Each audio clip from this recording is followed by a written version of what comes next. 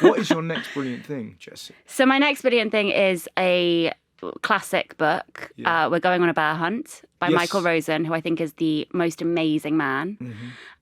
So We're Going on a Bear Hunt I've had since my first son was born, but my fourth child was the only one to really appreciate We're Going on a Bear Hunt. So much so that I think at one point we were reading it kind of, multiple times an hour. Oh, wow. And this version that I'm putting in is completely destroyed. I've had to tape it so many times, and I've got a couple of other, versions of the book, but this destroyed one is really special. Why is it so special? Because he just really loved it so much. All of the words he would, repeat, like swishy, swishy, swishy, swishy, squelch, squelch, all of that. It was the first thing where I've been like, oh, it's so important to read to your kid. It's so important to have to read the same book again and again.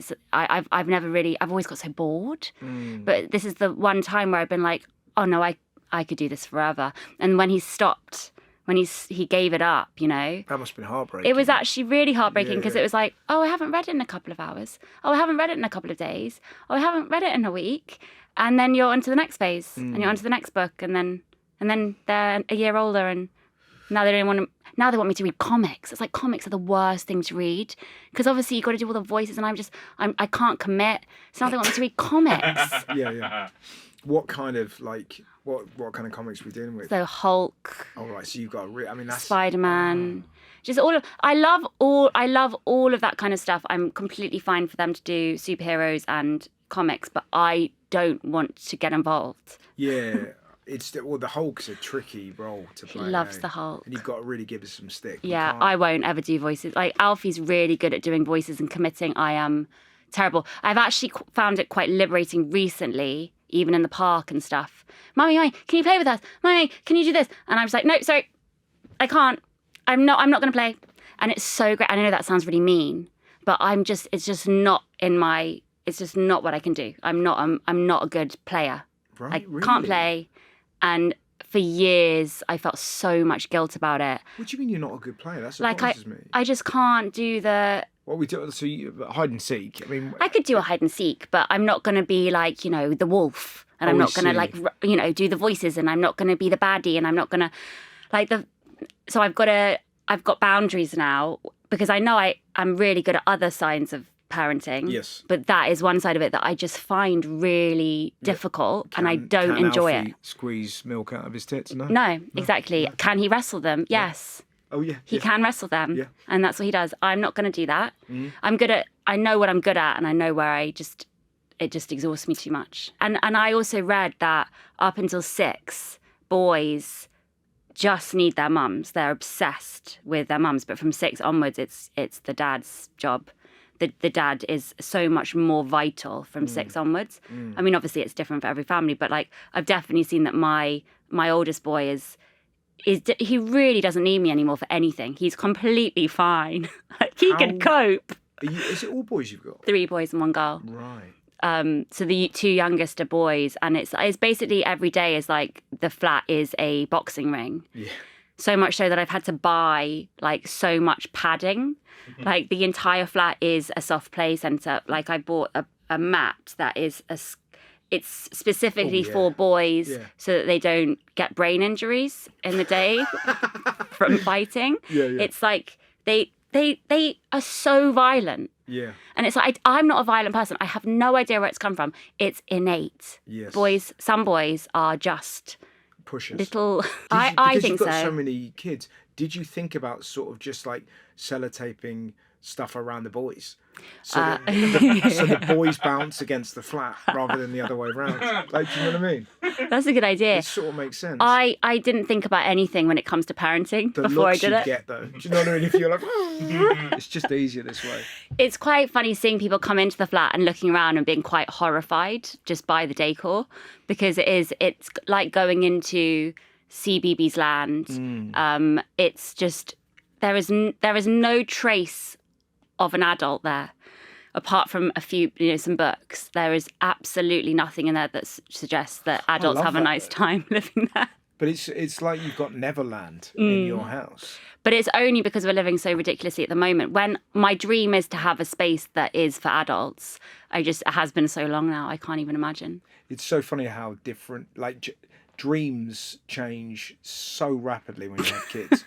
Do you know what I mean? Like, we were talking to Jo, who works on the show, and she was saying when she had her son, she saw a woman reading a book in a park and burst into tears because she thought that would never happen to her again.